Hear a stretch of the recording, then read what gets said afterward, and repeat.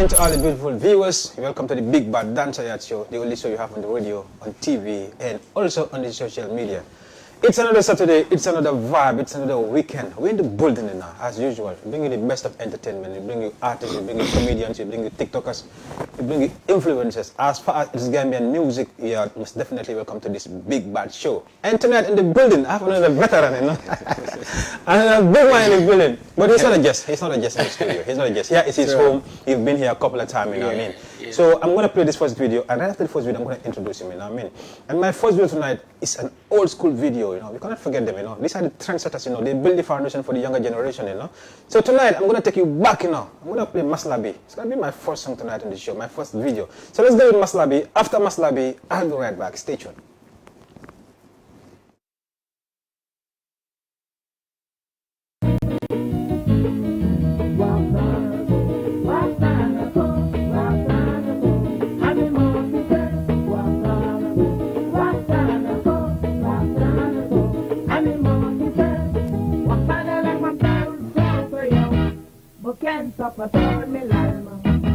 Mama jara pika kwalio deri ko misira so wakana ko kendo ko pitao musula we mo sekeni besan wakana ko ami mo pita wiri dare ame pita dem damane ame pita damane neka ko dere ko jabo didan sekeni kurma tere video ko audio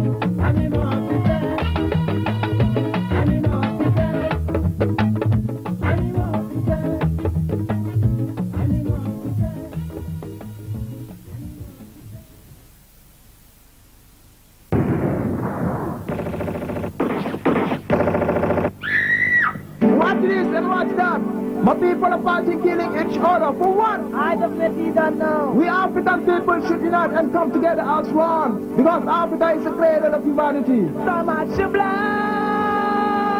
and tears in Africa. I mean, I'm not going to waste time. We have loads to talk about, you know. I got Djobz in the building, baddest manager. It's not just on the show, you know. He's been here almost every year. Sure. They're doing your new water, you know. So I'm going to welcome him on the show again. Djobz, you're welcome to the Big Bad. Thank you very much, Fabulous. I'm glad to be here. Djobz, the baddest manager, artist manager, music business consultant. And I'm glad to be here. Shout to all the music enthusiasts here that are watching this very important show right now. I always say this is the most important important show for our sector. Dance Sayat. Yes, Dance Sayat before Dance abroad. abroad. See? Yeah. Goodbye, bro. I'm happy to be here. Man. Thank you. Okay. Yeah. All right. Okay, Djobz, welcome back to the Dance Sayat show. You're Nekolo Figan, Djobz Mankelo on this show. Almost every year, Djobz Define. When we have issues to talk about, anytime I invite him, he'll say, "Oh, boy, yes, I will come," and he's here again. Big tonight. Big Let's start with the showbiz. Yeah. Artists organizing shows and giving a very unfair percentage to the promoters. Yeah. Most of the promoters are scared to talk about this. They are very, very fearful. They don't want to talk about this because most of them feel like when they talk about these things, the artists are not going to give them shows. They might not benefit from these shows. But if you look at the other end also, artists give them shows. At the end of the day, they complain behind. They're going to say, "Oh boy, you know, if you look at the percentage the artist gave me and what I got at the end of the show, it doesn't even make sense. I don't know if you get profit." And the promoter himself also have a team. True. Because one promoter cannot establish and make a show happen. You have few promoters you involve, your other promoters you involve. You have few of your boys you involve. You have a team. After the show, out of your percentage also, you're going to take something and give it back to your boys. Because if not, next time you have a show, you call them on, but they're not coming. What they will, Most definitely. So you having a show with an artist taking 60% and giving you the promoter or you the DJ 40%. I had some artists are even taking 70% and giving 30%. So I feel like this is very unfair. These are things we have to talk about. So crazy. I feel like it's just crazy. So what's your opinion about this? Are you aware of these things? Yeah. I am very aware, Fabulous. In fact, I just at some point you posted it on your I posted on Facebook, you know, regarding how they are treating promoters. Because a promoter drew my attention to a particular contract by, you know, one of the artists who, you know, just had his show at GCCI. And when I look at it, the event was supposed to take place in Bara. I went through the contract. I realized that honestly, that was so callous. It was wickedness because you cannot, in fact, establish percentage to an extent. You are telling the promoter, you know, after the promoter being given 30%, you still want that promoter to be responsible for your fuel, to be responsible for your accommodation, your food and drinks. Yes, exactly. And also to settle the whole and the sound system, the ticketing, everything. The ticketing, everything. So it's like, okay, let's get into partnership, but we don't even care whether you do this or not. So I gave out my opinion to say, look, left to me, these artists, in fact, should give these shows to the promoters for free. Cognizant of the fact that, you know, they stage events amass millions, bigger events. And even that would, you know, make you amass 5 million or more. You still want to go with a promoter, 80 or 70%. What are you telling me? You know, I think they should be the one to take the greater percentage, or you should in fact let them have the show entirely. Whatever proceeds, let them take it. Because remember, these are people that usually help you, right? They will promote your event, they will empower you, and for free, for free. Because I feel like sometimes this is how I don't know. This is how they play game on them. Because they will be like, okay. When they have a show, they'll call on a meeting. And they bring all these promoters on board, from Delamen, from Maria Makunda, from Sukuta, from Gunjur, from Sanyang. So what they will tell them is, okay, we want you on board, you're going to promote this show, you're going to sell tickets for us. After the show, we are going to give you back a show. And no, come on, man, you're going to give me back a show. You even pay me to promote your event. I render my service, I do everything for you.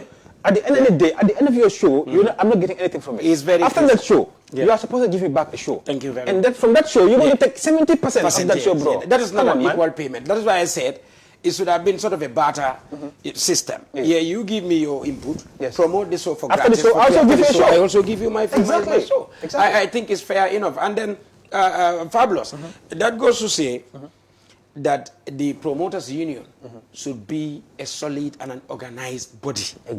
To be able to address these problems. And they come to one voice. If one promoter says no, let them all say no. Thank you very much.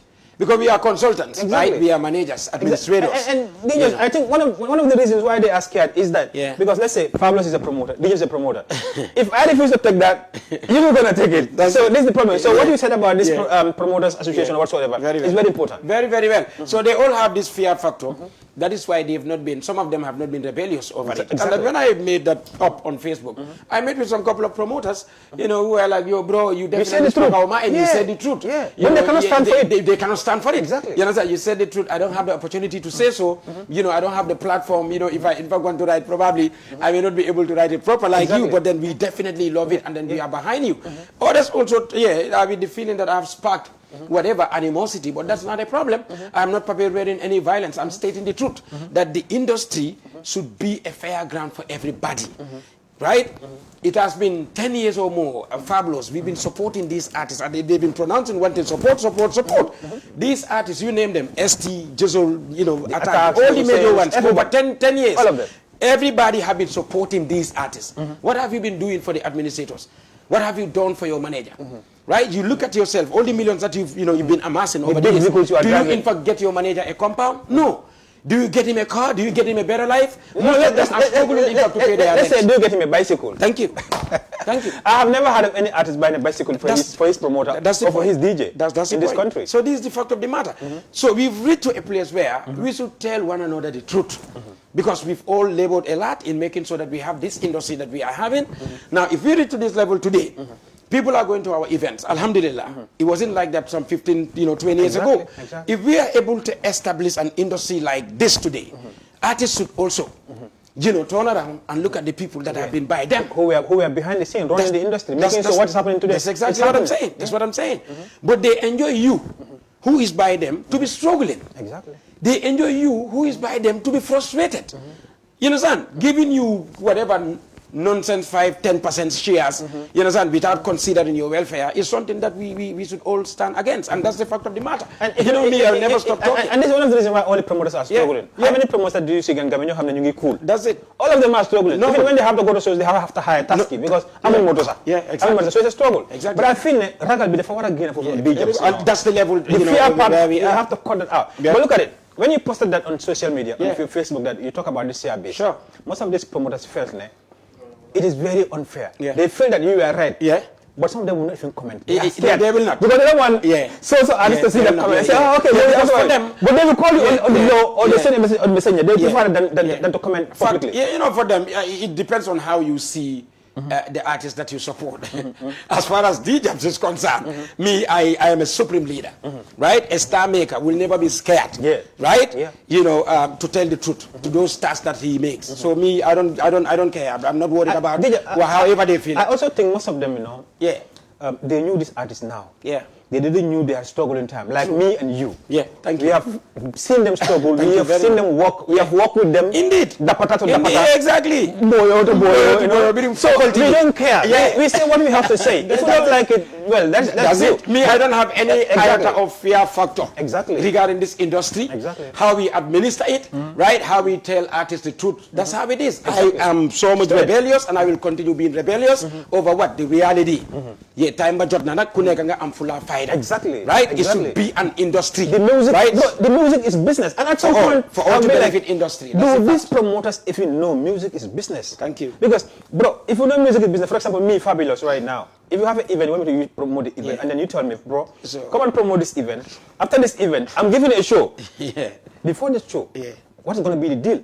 Can we sign a contract now? Before I put in my effort? Because I can put in my effort. At the end of the day, I don't know what to expect. Maybe I'm expecting 50-50. At the end of the day, when the show comes, okay, the artist is going to tell me now, okay, bro, I'm going to give you 30%, and I'm going to take 70%. What can I do then? Because it's already late. But hadn't been you had signed a document, a contract before, because I know the time, you need me. You want me to promote the event. You want me to sell ticket for you. Very well. When you reach out to me and say, okay, bro, I want you to promote my event, I say, okay, can we sign a contract first? You're going to give me an event. Can we sign a contract? It has to be 50-50. If you agree, we sign a contract. Nice. Then, after your event, when it is time for me to stage my event, and you say, no, bro, now I'm going to give you 70, I know what to do. That's how it is. The law can take it and then, for some of them also fabulous, they are all about the hype, not the height. Master Force says the same thing here last time. Yeah, they are all about the hype, not the height. Right. And if you are a music enthusiast, a sector player, particularly a promoter, fabulous, who should serve as a formidable luminary, you should not allow anybody to frame you as a sea kayaker. What are you telling me? Exactly.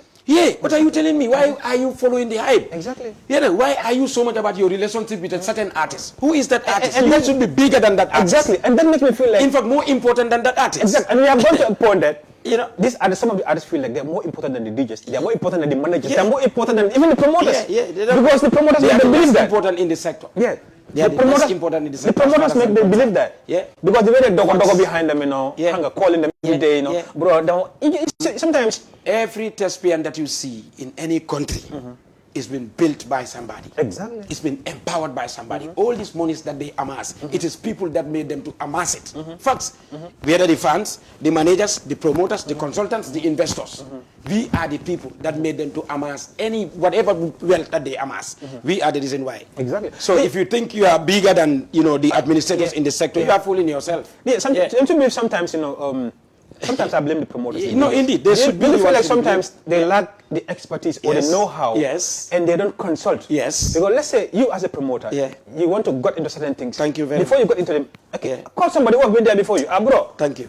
Artists say this and that. So what do you think? Yeah. I will give my honest opinion. Don't do this, do it that way. Thank you. And also I have seen promoters calling the artists, okay, bro, I want to promote your show, I want to be part of the show. Even DJs calling artists. Yeah, to back them. I want to, bro. We have to back your show. And now people have been asking, Fabulous, you have not been seeing you in many shows. Why? Yeah. I said, because I value myself. Thank you very much. I know my worth. If I'm not invited, I'm not moving an inch. If I'm not hired, I'm not going. Thank you very much. I'm not going to the gate and say, okay, bro, to the security, bro, don't tell them Fabulous. That is disrespectful, bro. And sometimes they'll be like, they put people at the gate. You come to the gate and then, no, your name is on the list. So I'm not going to take that disrespect and that embarrassment. That's a fact. And I have also been the DJs last year, and some DJs called, bro, boy, you can DJ master. But then worry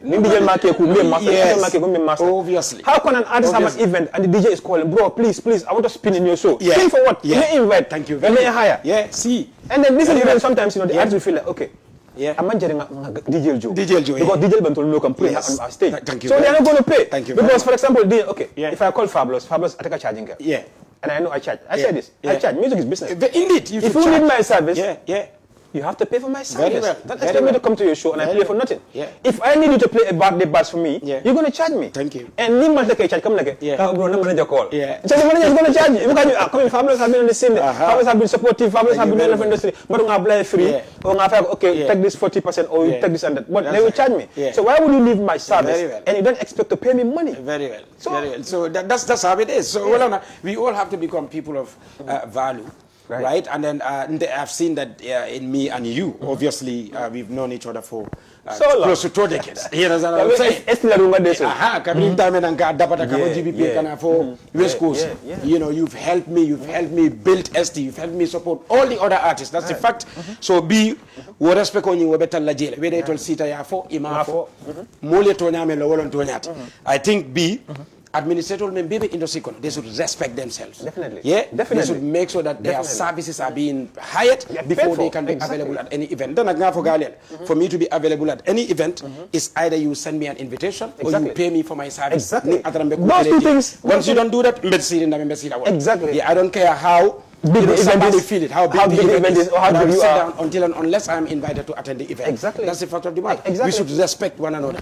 And one thing they fail to understand, if you invite the veterans in the music business, those who have been there, if you invite them on your business, it's to your advantage. Yes. Because if you invite Djobz to your program, if Djobz comes, Djobz is sitting at that VIP, Djobz is observing. That's right. Anything that happened on that show, if Djobz goes back home, he's going to write about this on your social media. Thank you very much. And people are going to get feedback from this. Thank you very much. If you invite DJ Fabulous to your program, you give me an invitation, I come to your program. Bro, I enjoy it. Yes. I have seen SD perform 10,000 times. Yes. I have seen Djobz perform 10,000 times. I have well. chilled with them behind the scenes. Yes. I know these people personally. Very I understand. Very well. So I'm not there to see their performance. Yeah. So once you invite me to your show, if I come to your show, it's to your own benefit. Thank you. On your show, whether I have a full camera or whether I'm covering in live or not, I'm reading. Very well. How many stars perform there? Yeah. How many upcoming artists We'll come? Upcoming artists from Towel from this event. If I come back to my show, I'm going to talk about these things. Thank you. Oh, the sound system was perfect. Yeah. The song was crazy. Thank you. The crowd was this. We talk about this thing. Very well. So people who do not go to the show will know. Okay. Perfect. So then, who is having advantage now? Yeah, he is the artist at the end of the day. Exactly. Yeah, so all these things, it should be factored very well. And you know, I have had pronouncements of several veterans in the sector regarding, you know, it doesn't mean we are not happy about the young ones that are growing, but for the fact that they've never invited us, right? Exactly. You know, I have had some chit-chats with DJ Prices several times regarding those issues, and that's the fact. The last time I wrote, I said, you should regard veterans in the sector. Exactly. If you have your event, make sure you write to them. Exactly. But, you know, they appreciate it, they loved it, they feel good about it. Thank you. You know, because this is how they feel. Okay, exactly. Appreciate it, you know. And I remember when Viper had his event, I remember at Penchame. Yes. I was part of the team coordinating. Yeah. So when we were giving out the tags, I was responsible. Vibe asked me to write the name of those people who I feel like they're supposed to have tags. Thank you. I'm like, we have to give tags to Wagan. We have to give tags to Pisces. Thank you very much. I put Pisces on the list. I wrote the list for the invitation. Yeah. And Nyom Dels and all these other people behind the scene. Thank you. I was supposed to take the invitation to Pisces. Yeah. That day I got busy. I got into other engagements. I called my DJ. I tell him, come to my house. I have a tag. You have to take to Pisces. And went for you. He came to my house and gave me a tag. I said, this one is going out to Pisces. You know his house? So, he said, no. I explained to him. He went there. When he went, he knocked the door. When he knocked the door, Pisces came out. He said, it's from the management of Viper. We are inviting you to our show. And that's the invitation. Yeah. Pisces was happy. Yeah. And you know what happened? Very, yeah. On the Delvis show, I saw Pisces. Yeah. Pisces came. And you know what happened? Yeah. After the show, Pisces came and wrote something about it. Yeah. He said, I was in my house, somebody knocked the door, I came out, Yeah. I found that somebody was at the door, and they said this. Yeah. He wrote about it. Very well. So you see, you see the advantage. Exactly. Yeah, you wouldn't even pay anything for that to be done, but then Exactly. still he had to, write that simply because you respected him. If you Because somebody just for Pisces to come and say, I have been given an invitation, so I'm going to attend the event. So how many people will see that post? How many people will want to attend because they know Pisces and is that's attending? very good in Viper's career accolade. Exactly. For the fact that we've given Pisces regard and he came. Sounds a big banger, and to Adisparky too. Respectfully, I got their invitation. So much grandiose. So I definitely had to be there. They send me a message. They call to say, bro, you have to sit down by Banga. And that's exactly what happened. And to also the same thing, Tony, was in partnership with them. So he was the one that sent me a message to say, bro, any name that, comes to your mind, make sure you give it to us. We want to invite all the veterans in the industry. I came there, I gave my statement about Antu's album. LJ and Swiss, likewise, also all of them. I saw the video on exactly. Facebook. So this is how it is. You have your event, you don't invite me, I will not step out. You don't invite Fabulous also. You don't invite Fabulous, we are not coming there. I'm not coming. Yeah. And then Even if it is Econ. Yes. Yeah. Michael Jackson, even you have to come back from his graveyard. We're not going.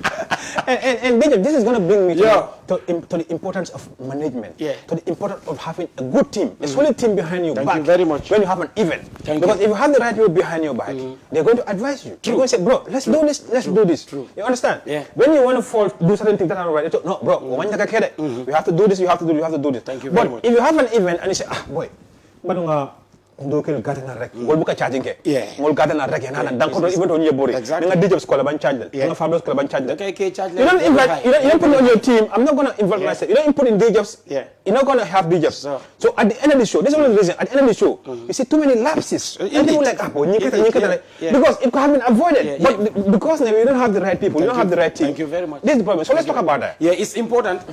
We've gone to several events and then observed lapses, right? That could have been avoided. Exactly. Stage performance, delay in terms of timing, disorganization, the crowd aspect, the security, problems here and there. That is because, they don't hire knowledgeable consultants, right, and event planners, because my duty and your duty is to make sure that we manage events, right? We plan them better and also consolidate efforts with relevant stakeholders in making sure we have an organized event. So if your management feel hiring Djobz or Fabulous is expensive because they charge higher, and that is why they just want to bring in those keys that are in for the hype, that's left to them. Exactly. Right? And that is why whatever we observe regarding events is what we will say. Exactly. But music business, there is no magic formula in it. That's the fact.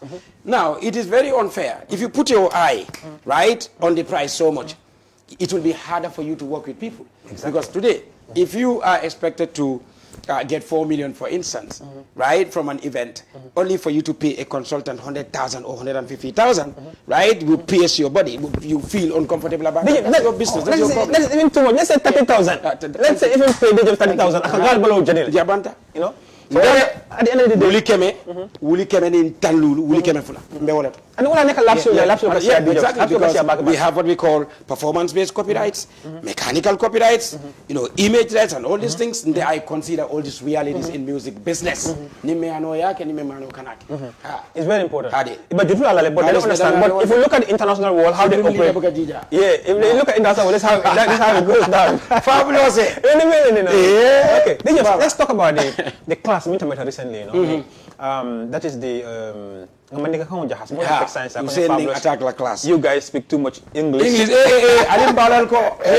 Yalam fanan Gambia. Exactly. Na official language fanan puru kam mo be yakala mo because wal bi jande fulawul bi jam bandingol bi. So puru mo be yakala mo de angale lo. Exactly. Mo be wala man kam ma sura kam. Angale kam. Mo be ba mo la. Queen la kam. Hani mata kara mo fay angale kam mo la. Ba ba jahasel still. Ba fi kenner. You know, let's talk about the class. I mean, recently at GCCI, right? Yeah. You know, Hussein versus attack. After the event, very well. This is not a class. No, this is what you call a class. It has to be song to song. No, if you know that it's going to be a song to song, we are not going to attend. Very well. No, what agreement at some point, this was agreed, and last minute, Hussein pull out. I heard about it. But what is happening on social media, I'll explain right now. Because some people are watching right now. Yes. If that interview could be science, Fabulous Hussein pull out. Hussein pull out. Agreement letter. Yes. But to you, do you think that this was a class or a battle or moneketa? Because at the end of the day, more than a defending this is a class. A class is not a battle. Class is the dancehall meaning of a battle. Battle and class is all the same. More let me expect more at the event. So what's your take about this entire thing? Yeah, for me, it wasn't a class. It wasn't a battle. It was merry-making. Fact of the matter, right? A mission to get money, and that's it. And then that is where the scam reality comes. Because if you tell the public that this is going to be word for word, exactly, right? Face to face. A confrontational battle, face to face. Before the event, you know, my good brother Pajawara, shouts to him. I don't have anything against him. He's my good nephew, in fact. He went to several interview platforms. In fact, the most viral was the one that he did with Churchill. I'm never forget. Well, and they go, hey, you know, word for word, you know, the Vigo and everything. Battle, you know, they're gonna face each other. Battle, you know. So be more exactly. That video is trending online. Exactly. Because people are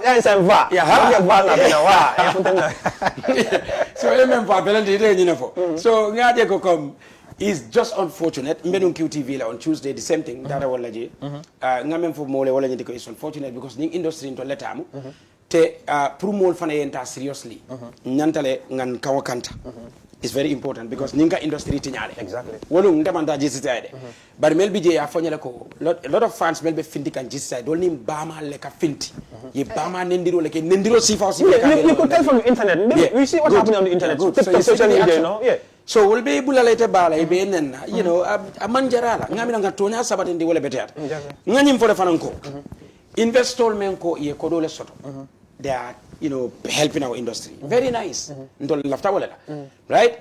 But iman no sort of the business. Exactly. Inyantale respect the mola meleno sort of the business. That's where the expertise comes in. Thank you very much. Professional coming. They need to be hired. Because let me just make one thing. Thank you. Hanin dune. Yeah. Ya fabulous hire nune. Yeah. Hanin dune yeten hire nune. Yes. It's you coming amanta kelten. No. Thank you. Nyatara amanta kel face to face. Let us not put that up. Thank you. Thank you. Let's not say it's song to song. So maybe they will go with that expectation. It's not going to be a class. It's not going to be a battle. It's going to be song to song. So maybe they want to attend for song to song. They will go. Maybe they want to attend song to song. They will not go. They will stay home. Thank you very much. So this is the point. Because becoming government for sector player and being a responsibility. Okay, promoter memu promoter. Abula I continue promotion. I promotional no, I downward. Investor me ala kodoso. Abula I dang investment. Exactly. Ninko Benjamin bring investor a part or not. Very nice. He's a promoter. I not a catcher. Right? Because ngalo ne wallet. Let's assume. I attended daming. Anyanda mentala wala nyindiko. Tonyalo mdala promoter there. Mna promotion mbe okela haka. Because mo promoter. But the prunga evening nati Kenya la meng. Only they expect. Structure. We must bring the experts. Exactly. Because be Nico class rabatul obviously. Moment gena harenta da membe gena makwela. Umukila islet. Ndo na fofania. Yeah. Because Cypher Atelier it's not organized. Yeah, so right. Be moment experience class talk in this country to be killer is. When you come to organizing killer is should have been and consulted to be part of it. Yeah. Abdul Karim Wagan, Abidjan, Amambang. He should have been consulted to be Bilal, part of it. Bilal. Thank you very much. You know, do all these people are here. Right. You know, Djobz Bijanne administratively, being even managed la nyadile. Exactly. Na landisiloka.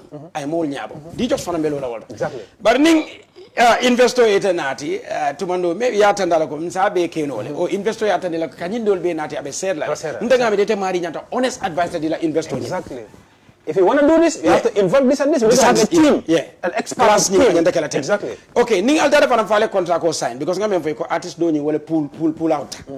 But it's a pull out nyadi because ni atra contract ko men sign ta. Exactly. Face to face battle. Exactly. Right? Exactly. What artist o manyana pull out. Exactly. And now pull out, he should be held responsible. Indeed, that's what I'm saying. Exactly. Now pull out, he should be held to account. Exactly. In fact, to be dragged to court. Exactly. Ni atra. Exactly. Contract seriously. I'm suffering about ni atra be suffering contract go bala. Sign and seal. Amanya na pull out. Exactly. Ngam fana wala nyindi ko being attack nata on stage.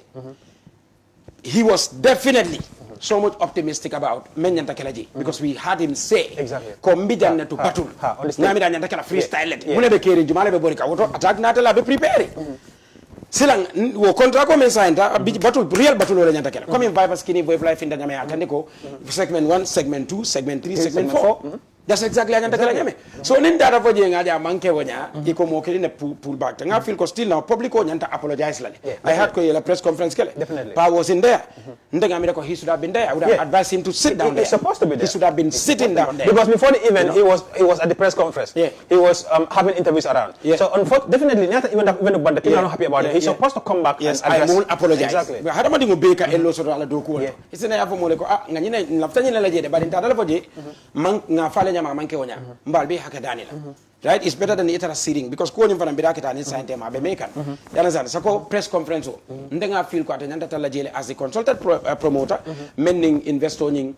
Not address the issue. It should not have been the investor. Because investor, like I said, woman fellow music business. Exactly. Yeah, among any knowledge sort of management or administration, to put in there, put event organize. Or nani event organize. Ita nyanta tala sirin jele, ning event o diamo wulin. Puri more address. Address. Yeah. Because Gamino we are soft-hearted. Gamino come fall. Gamino come fall. Come on, you say, bro, Malali boy, mistake along apologize. You understand, though. Yes. But if you don't want to come on board, certain things will admit, you know, you accept. I always promote. The other thing. So Nico, a contract bala. One of them pull out. It could have been held responsible. Very, very true. But then, very, very true. Yata wanted a contract bala. Why do they market the show with it? It's going to be a battle. It's going to be a free song. It's going to be that. Why would they market the show with that to make people go with that concept? It's dangerous. I know. Their reputation has been deformed. Right. Because a public go they are fool.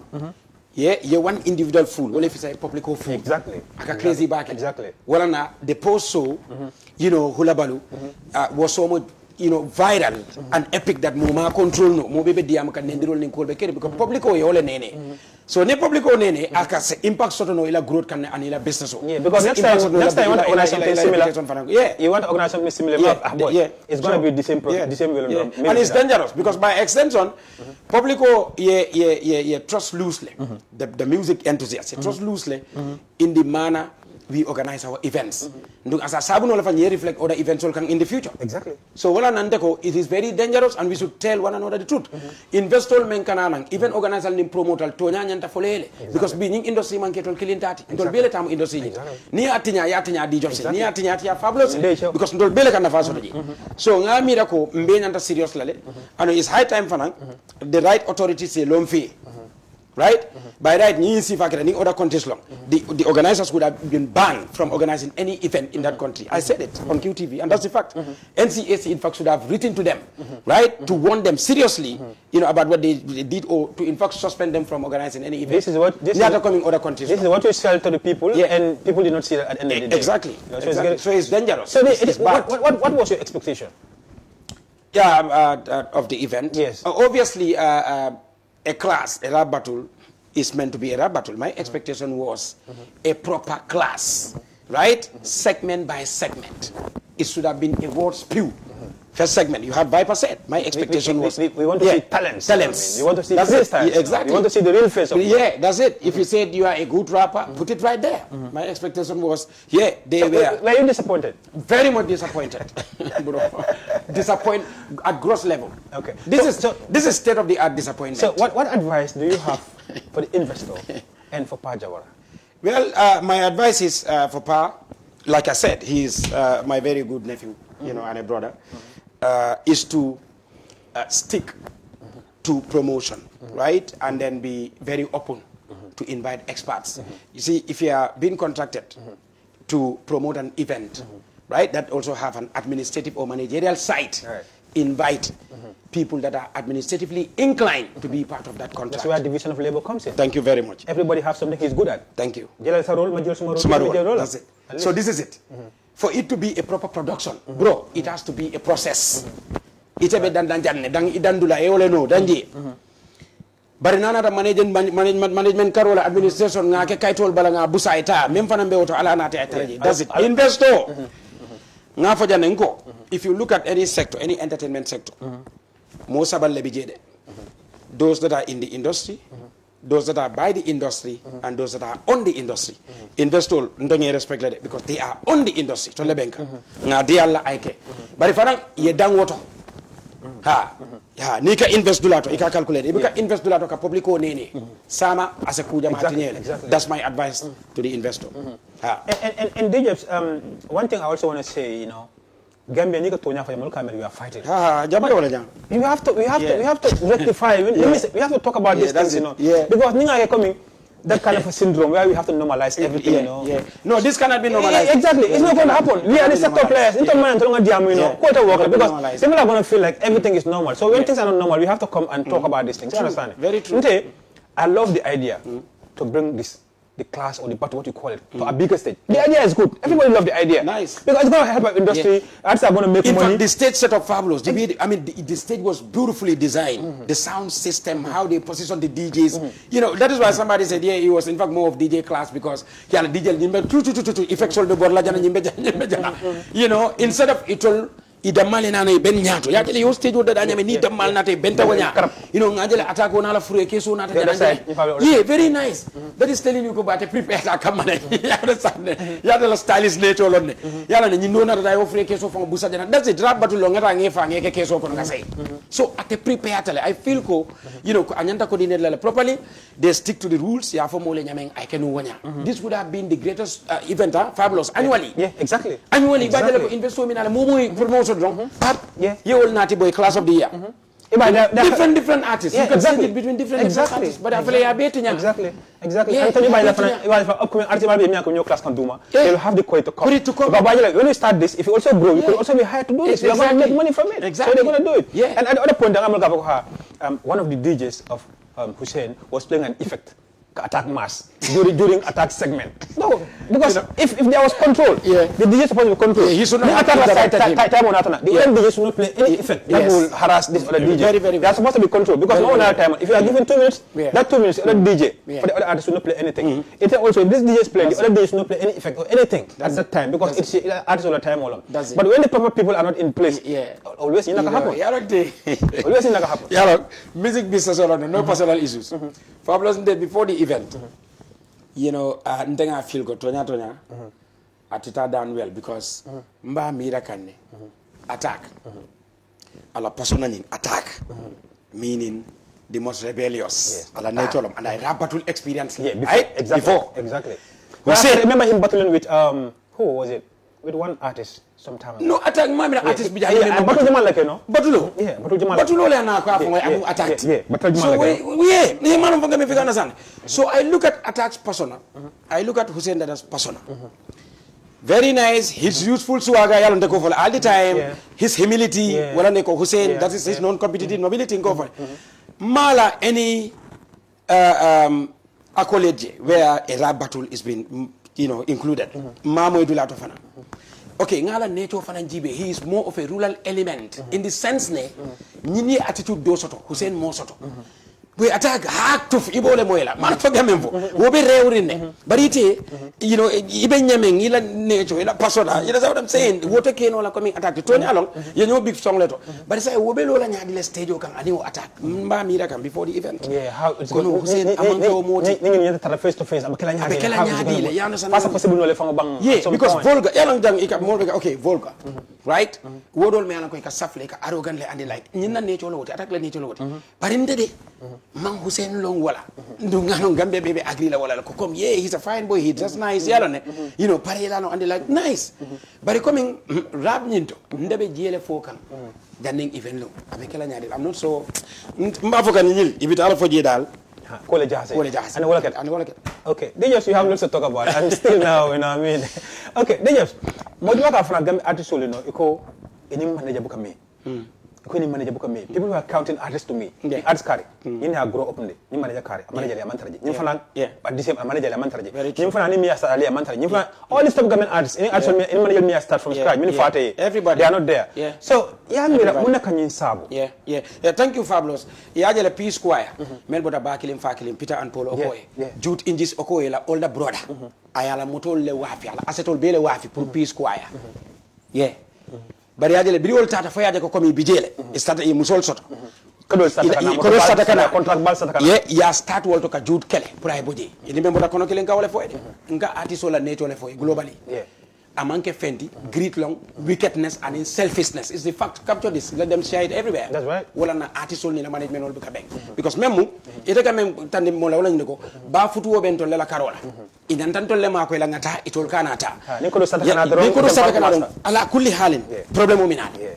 Jelom ika fe ko nga contract ko men sign ntol be nga experience to jande inin artist o me contract ko sign in the beginning bring ko do start kana albe so expect to a bigger venue million ol mina dame aka fo ko contract ko yo 50-50 même po jang mamira wo nyanta kala manke ko ninta million soto ita nyanta half letter la nga half ta on endorsement category that is great. You know what I'm saying? So nga ol jena no modol fanela experiences ol le soto mila alon ko they share with me Fabulous nta hani kunu day in day out mon le ni la artist ol be nyola tari manager ni promoter you understand but wolam dorong what I'm telling you, greed, selfishness, wickedness. That's it. Okay. One of our club the club owners are using the DJs, the promoters, and all Facts. that. So I want to talk about it. Last time I have DJ Djobz here, we were also talking about it. So, what's your experience about this? Very well. Ngamenje wala nyidiko. Nying club owners will be kala fifang contract sahayari mo. Ye sign any term. I'm begging for it, right? Nyi munda fango badi ngolted, and I gave him reasonable contract. That offer. Yeah. This was last week. I made a normal that prunga doko kinga my sanji fulasile. Ngana comprehensive contract diala. Yeah, to come as entertainment, and communication consultant. Bring a contract on India la kwa baridla. One day the following day another konya I feel na contract on India but we are not ready for you yet. They feel like it's too much. Yeah. It doesn't want it. Yeah, we are not so somebody will be there. Exactly. This thing is going to be a waste of money. That is it. So ikawaleke nana yetara on probation. Ndebu koke moe. Wala ne cutting club na nyon dolu. Birin dada je curriculum teng ngaje ko okay ngane fo. Ita lafta ngele na teng. Ita simple. Ndebe wala miano ya ko ab Djobz abakala bandulato janja. Because they're going to use you at the end of the day and dump you. There is nobody. They will use you to promote that place, that venue, that club. Exactly. Club is big. And that's exactly may happen taji. And the DJs also come to the same because they okay high at some money quote for call finger. Let's say if they know that they are paid this DJ 10,000. You could of course boy, let's bring a DJ boy and go for 5,000. Then I can't so the concept from it about DJ. So in the 5,000 it can be 10,000 now they will divide it between two DJs. I started advising all of them. You remember in Senegambia, in Kuloboto, all the DJs, Hani Kunu, what a DJ do advice. Katana Kana Taradulato, just on verbatim. Exactly. You better make sure you have job security. Exactly. Contract on any tema, member Tanila, Nimbijam, Altem Bainola from within 6 months. Exactly. Better than the Sanje Saba. Exactly. Albenjola men, Benjola, will need lab say Samba police. Exactly. Yeah, Ibuka Hani worry, Kava come Carita Nintendo. I don't think go Maslahana to come na job. Because Memo Pablos, Ite Maria Karamoti Maringoleke. Right? Ye experience Timaringoso.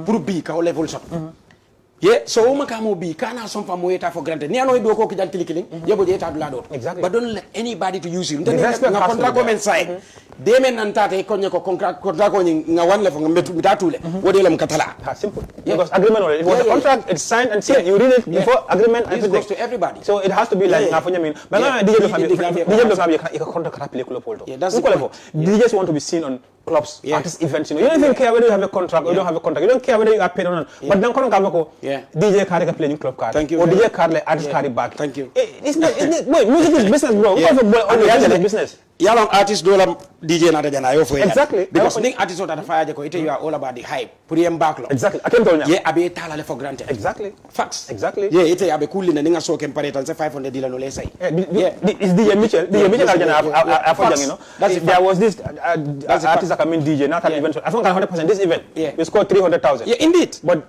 you are giving $1,000 $1,500 $2,000 what does that do ngoya mam mening artist so yeah, ndata lobby ndata ndambita nyatol because ngamen no ala management mo le no. Right? Ngana la document also to lobby an endorsement deal for him and a support from a company prior la video clip all keno. and I song to record no bidin dare je yemen diara ngai na 15%. Exactly. Yeah. You have to get your share. You have to 15 get or your share. 20% by force. Ita la doku. Yeah, nga chocho ba sonka ba katang fong nga ke walti. But Wala di tangal. you know, tell me, you don't have that. That's the point. You don't have that. Yeah. Because you can, well, let me play gentlemanship, you know what I mean? Yeah. And then nga me realize wala nyidiko. You know, artist owning artist jama. Several contracts have been proposed to them from consultants and ila teammates will ibika accept. Wol dolning ila mol fong be doko la contract man kare tema. Nga kuma fo tente. Yo yellow promoter men je bala o DJ whatever. Contracting your artist o tema. I believe so to dago men diata be wala. Exactly. So bro, ndol hype nyimbe wala to. So hype nga squash nga sare.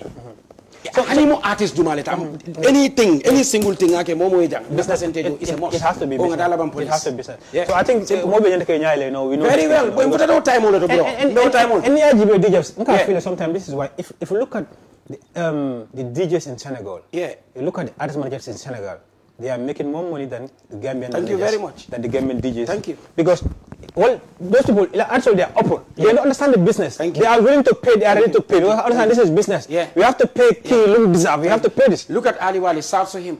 I would like you to cut this for me. Yeah, and then South Sumaya Gise and the entire Senegal community. Ali Wali. Beautiful. Ali Wali. Say Senegal alone say. Ha nadindi ma. Ali Wali comment ça va? Mané. Ali nak mu ngi def liggéey bu rafet. Man ko jaajëfal ñun Gambia yi dañ kontaan de ba pare nak dañ kontaan ci Mia Gise tamit. Wow, ni nga include Ali si sa management. In fact, yaay premier Senegalese artist ku def loolu. Include Gambien mu nekk si sa management loolu ñun ñu ko rafetlu. ñu ngi laa gërëm di la sant. Ali Wali yaa muta demee jeelong. Ndo lambugul man na moo ko maal buuñaa. Si Sénégal ye maa ñoo di la.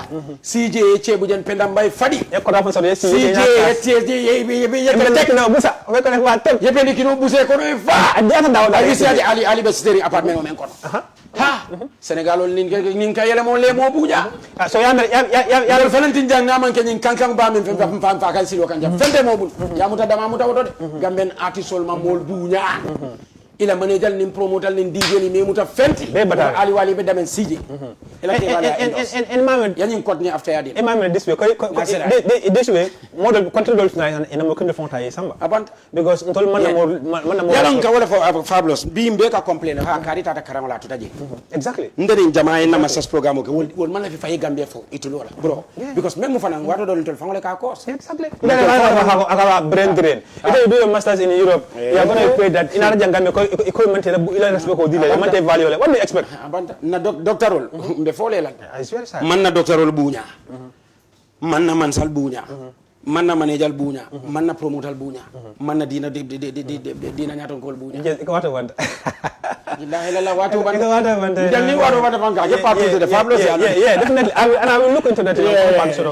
Because Hanestein now, I have some topics that can be discussed. Very well. But finally, what do you want to put out there? Nice vibe, man. Shouts to all the beautiful music enthusiasts. Obviously, it's so nice that they always follow you, and of course to you, Fabulous, you've been doing great for us. This is a great platform that has made so many people to know what we do.